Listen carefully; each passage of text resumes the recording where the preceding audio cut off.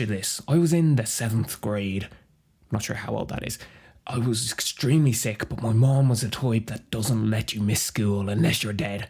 My cough sounded like I was hacking up the world's wettest mucus, and a boy I liked was in the class. I tried my hardest not to cough for 55 minutes. It got to the point where I was taking in small gaps of breath. But then a huge mass of mucus sealed its way in my airway and I couldn't breathe. I was pretty shy and I just raised my hand and waited for a good 5 to 10 minutes for the teacher to call on me.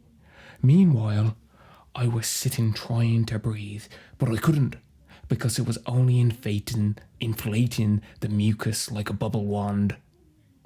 Not sure what a bubble wand is. The kid next to me looks at me and says with attitude, "If you need to sneeze, just sneeze."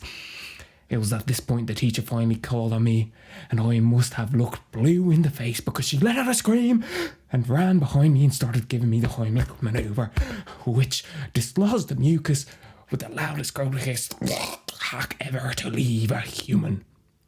She dragged me out of the room where she started shaking violently and having a panic attack.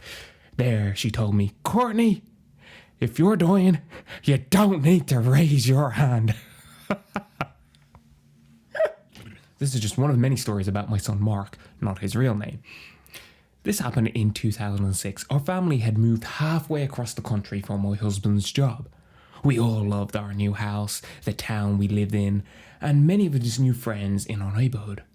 Our next door neighbours had a son same age as Mark, whose name was also Mark. Not relevant, just interesting. The boys were both 16 and Mark was a very accomplished skateboarder. And Mark really tried. He was getting a lot better as they skated every day. One rule I had was that Mark always wear safety gear, helmet, wrist guards at least. And he was told that if he didn't wear safety gear and hurt himself, I wasn't going to be super sympathetic. With that being said, you know exactly what happened. Yep, Mark fell. He didn't think it was too serious, so he shook it off and kept skating. When he came in for dinner, he casually tells us about falling and that his wrist was sore. We gave him some ibuprofen and an ice pack, and we ate our dinner. Mark complained for about 2 days that his wrist still hurt. He still skated every day, so we didn't think too much about it. Wasn't a serious injury, but by the end of the 3rd day, I took him to a walk-in clinic. On the drive there, I told Mark, "Do not tell them that you fell off 3 days ago, because that might look suspicious." And they would ask a lot more questions, i.e., did we hurt him, etc. And Mark was good with this. Little did I know. We get to the clinic, we check in, they take us into a back room almost immediately, not a busy evening. The doctor female is speaking to Mark and the nurse female is speaking to me. Usual questions from a nurse: how old is Mark, any allergies, etc.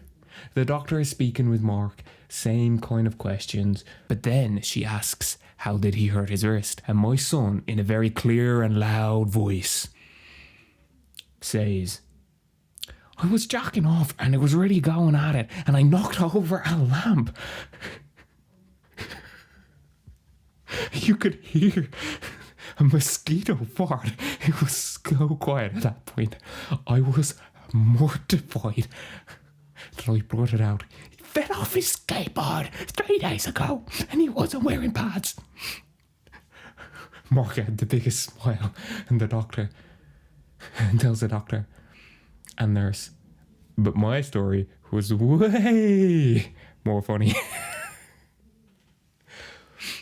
The doctor and nurse laughed. He didn't break his wrist, it was just sprained, and he had to wear a splint. Every time you went back to that clinic, everyone called my son Jack. You know, when you go get your physical and you're asked to stand a few feet in front of a board with some random letters and asked to read as many as you can as the numbers get smaller, the letters get smaller. "Doctor, read the 5th line, please. Me. EGFTM. Doctor, okay, now close your left eye and read it with your right. Me, closes left eye. EGFTM. Okay. Doctor, all right. Now, with your left eye, me closes right eye. E, G, F, T, M.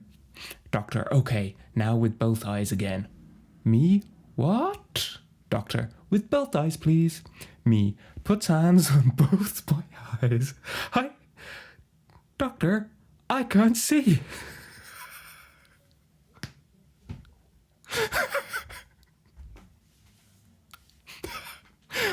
I think about this often.